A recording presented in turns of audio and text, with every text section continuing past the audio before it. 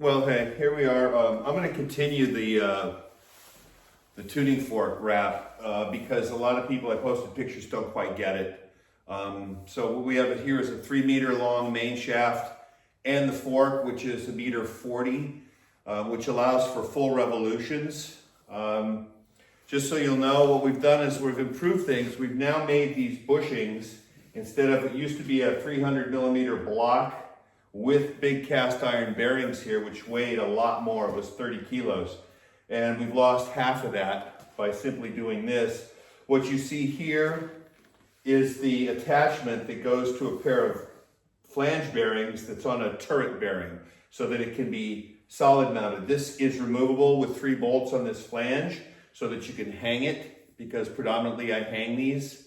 Anyway, but if you need to solid mount it, what it gives you is a plate with another plate with a bearing in between that has flange bearings on this shaft so that you can tip the rig up and down and rotate the rig from literally a piece of truss bolted to the floor, or if you need a tripod, you could use a Texas high roller, a variety of ways to attach it. But it gives you a bearing in this axis and it gives you bearings in this axis so that you can solid mount it. That's opposed to just hanging it. You can either 2-point it in a bridle, slackline it, 2-to-1 it, whatever you want. But now what we've done is we've used polyoxymethylene bushings that we hone here on the lathe, and we make these, they slip really nicely on the shaft. So we lose a huge amount of weight that is part of the rig. We lost 15 kilos. And then each of these two, you see one, they've got small brackets attached to them. This one gets the mount for Olympic weights and the weight cage, which will be 250 on each side, and it's 50mm diameter so that you can put plates on it and put a collar on it. It's easier than sandbags. Sandbags swing around a lot. I used to hate them, but now I think the Olympic plates is a much easier way to go. And then this one also gets a mount for a pusher bar, because this one can either go in front to push from and back to push from, or depending on if it's stationary or not, you have a 50mm bar here, which can be used up at this point to grippage to create footrests, to create a lot of other things, camera mounts, etc., that can go on this, okay? If you want the camera stationary while the person revolves, you attach it to a bushing like this. If you want the camera to revolve with the talon, which kind of defeats the whole purpose of them revolving unless you want to just see background revolve, you've got these flat plates to mount to, or these hold standard tube fittings, okay? So you can always come off of this. But if you take this bushing and put it up here and come down with a 50 tube, you have a tube here just below level, and you can bring out footrests, stops, anything you need. So these are all the little pieces. At this end is the steering wheel end. You have this tapered shaft and a coupling. I just haven't attached the steering wheel yet because it gets in the way and they get dirty and I don't want to mess with them. So this is what a 3-meter tuning fork looks like. Overall length right now is 4.5 because your performer's at the ends. And then what we have are these different blocks. Okay, these blocks hold a climbing sutra spin ring. Literally, you put them in the ends up here. I will show you just quickly. You put them in the ends, and then the performer only has to step in with the ring. They slide into the 2 slots, and they get pinned with a 12mm quick pin. And the quick pins are rated to like 7 tons. So anyway, those go in here. They get bolts through here, and the bolts are done as button heads with castles on the other side, acorn nuts, so there's no sharp edges to hang up on stuff. So when it's in place, it's cinched up, and that's what you have on each side. So the interior is flush, the ring rides here pinned in, and your performer can spin within this confine in the ring. This dimension, hole to hole, is set for a large sutra ring because it has the most range for most performers. Okay, you can get somebody my size in it, and you can get somebody that's 60 kilos in it. Now, if that's not enough, for what you're doing, and you don't want a ring, you simply remove these blocks, and what we've made are these. Now these can slide in or out from where they're mounted and create the distance, because now a ring is a set distance, but it's also a big ring, so it's out here. Okay, if you're in a harness, you're in here. So you need a shaft that will bring up the distance. These have bearings in both sides, and they have collars to lock them in to whatever length you need. You simply put these in as you would the others here, and then set the distance with the performer in the middle, and you measure your lengths, and these pin into a climbing suture super swivel harness. So now you've used the same mounting for these to achieve your distance.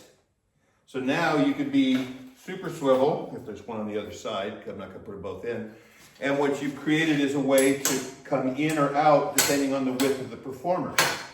So you can achieve a huge gap difference, but you can utilize the same fork for both a ring and for a super swivel harness. Now, the ring is good because you can do vertical rotation.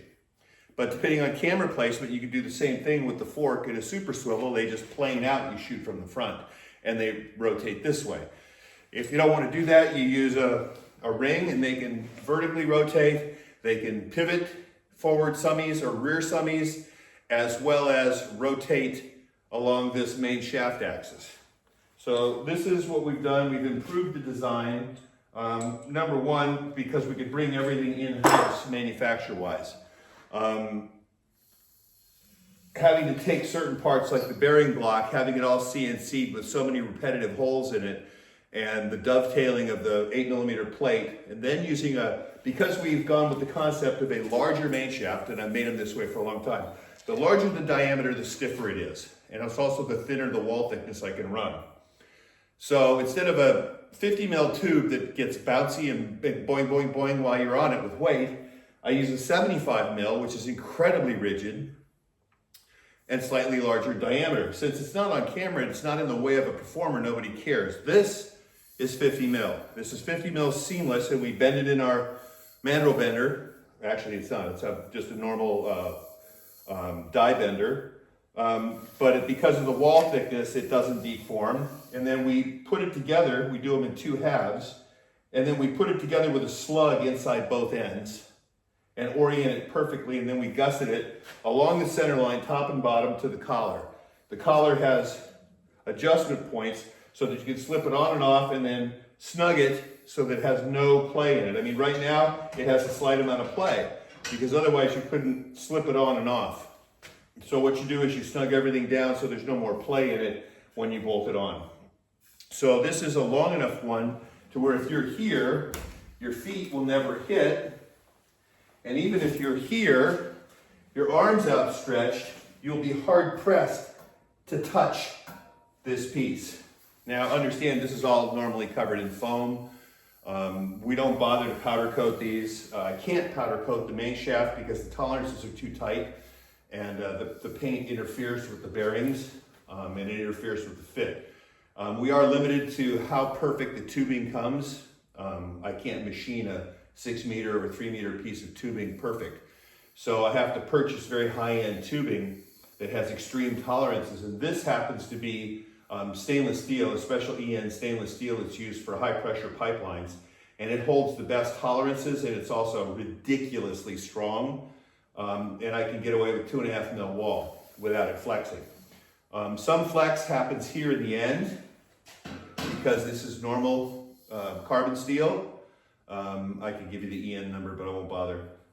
So there is a slight amount of bounce and flex here if you're doing very hardcore jumpy type moves, but because it does flex and return to normal and it's gusseted, there's no strain on any of the joints.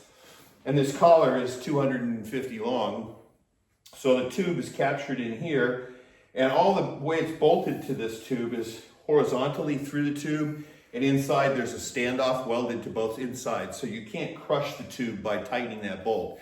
It will only go as far as the inset, and it won't ream the holes out. Then you adjust your tension on the main shaft. So basically, this is all gusseted. It's pushing down on this tube. It's pushing up on the back of the tube. And the main hole through the tube is horizontal. So your tube, the stresses are on the top and the bottom over the last 300 mil. And it won't break. If you ran the hole vertically and it's too close to the end, it might want to snap the tube there because you're pulling on an open hole in the tube. Here, you're not pulling on any open holes. You're pulling on the surface tension of the pipe, which is incredibly strong. I've got all the specs on it, and I've done, when I sell these, I have to do a spec sheet.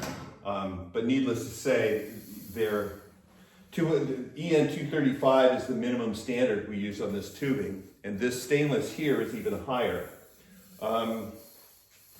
So anyway, this is what we do. This is an improved version, and this happens to be a long one.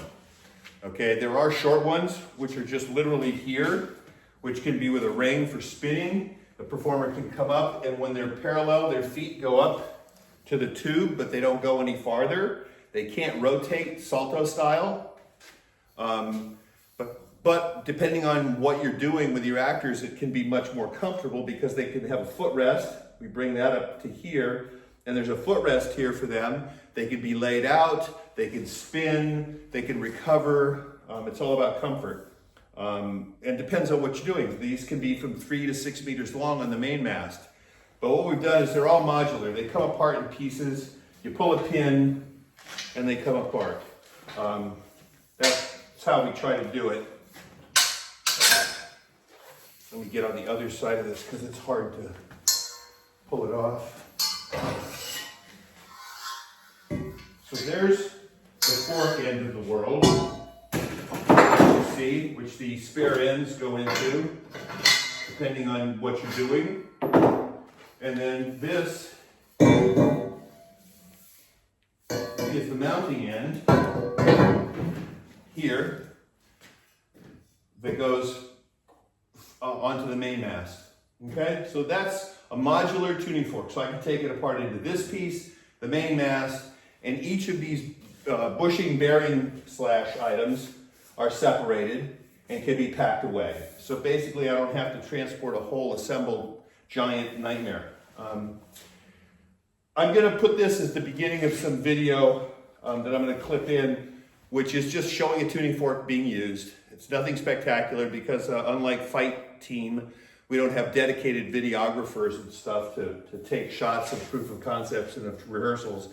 So it's mostly just stuff off my iPhone while we're rehearsing and playing, and some of it's from on set, not much.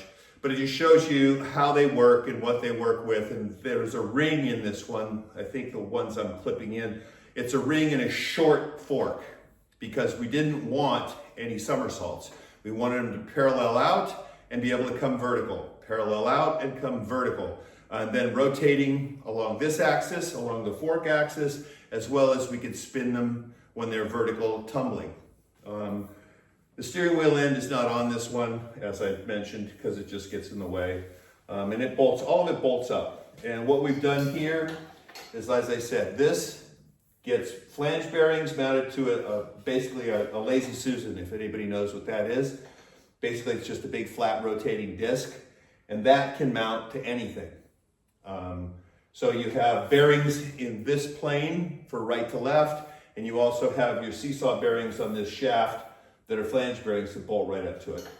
And as I said before, this whole thing unbolts from this flange. It's a separate piece, and then you can fly this from wherever you want. These holes you can clip into for any of your suspended rigs, or suspended rig and holdback lines, or mounting lines or stabilizing lines. Sometimes I have people with span sets, long ones, 4-meter ones, holding these so that it's steady, or when we need to swing it, because that end and this end, it's leveraged. So that end has to cover a huge arc, and this end doesn't cover as much of an arc. So sometimes you need to stabilize this while you swing around that end distance-wise.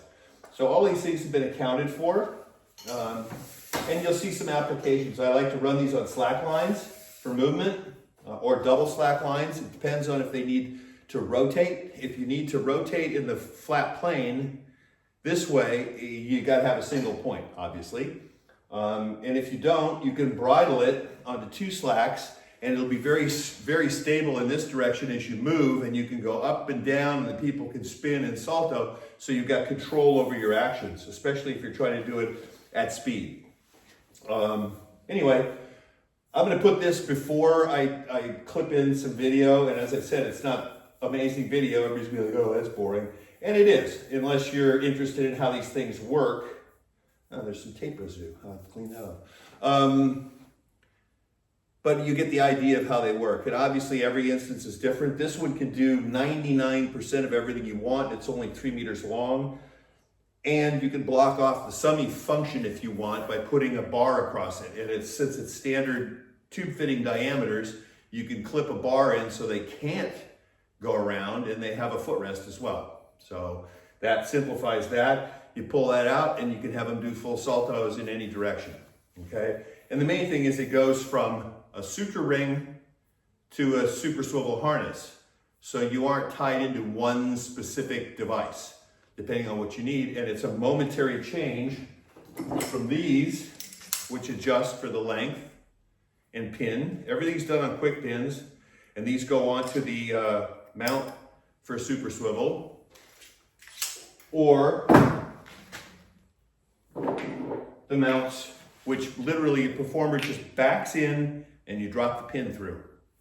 So you put the ring on, they get comfortable, because that's always a pain. If the ring's got to be fit in here, is getting them into the ring, in the device, You get them in the harness, in the ring, away. You walk them up to the device. They literally step into it, slide down, and you pin it.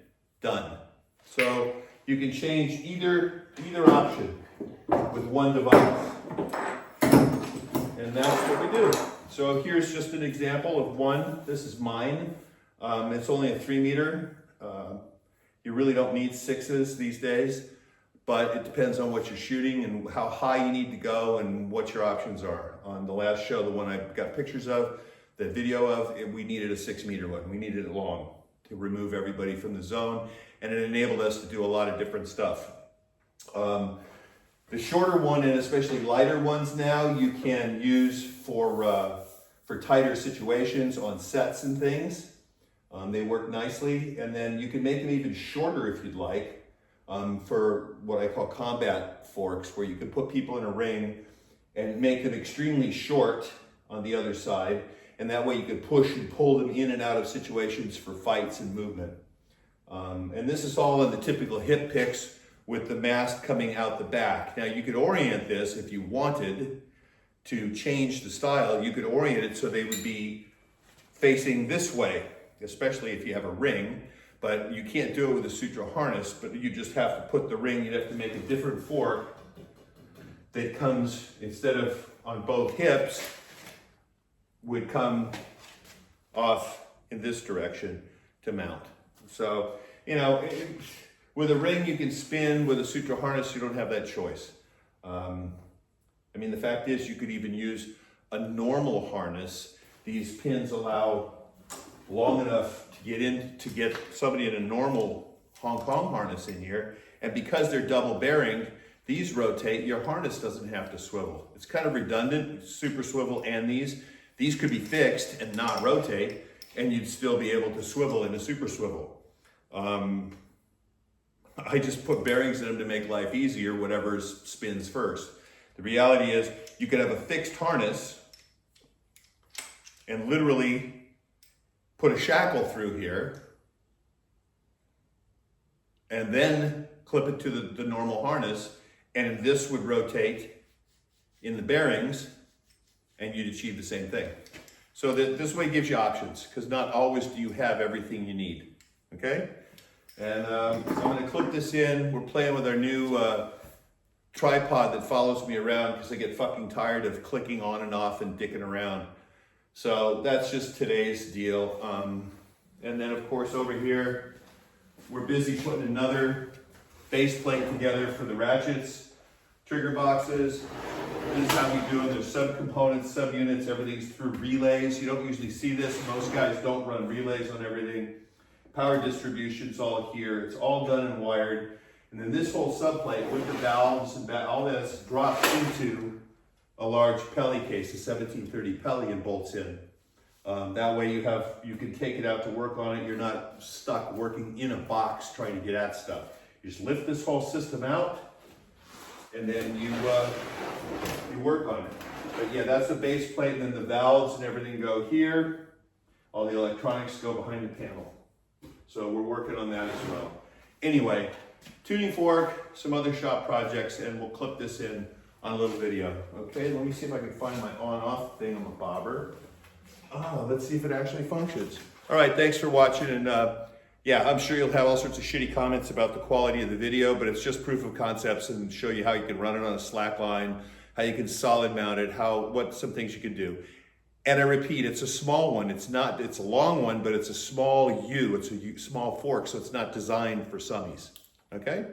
All right, take care. Bye.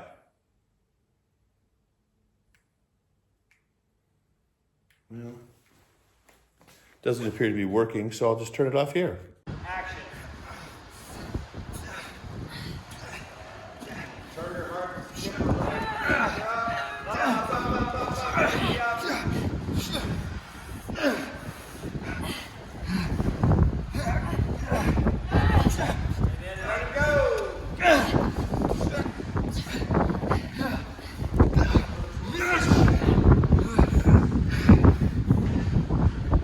Back together. Yes. That was the best one so far, guys. Tight. Get it down. Tight. Now side to side. There. And back in, cowboy. Cut. Action. Sweet. Hit him. Tight. And cowboy. And cut. Here we go. 3, 2, 1, action.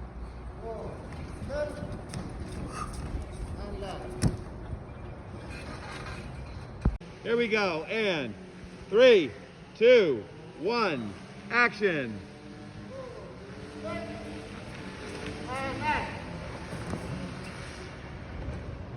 3, 2, 1, action.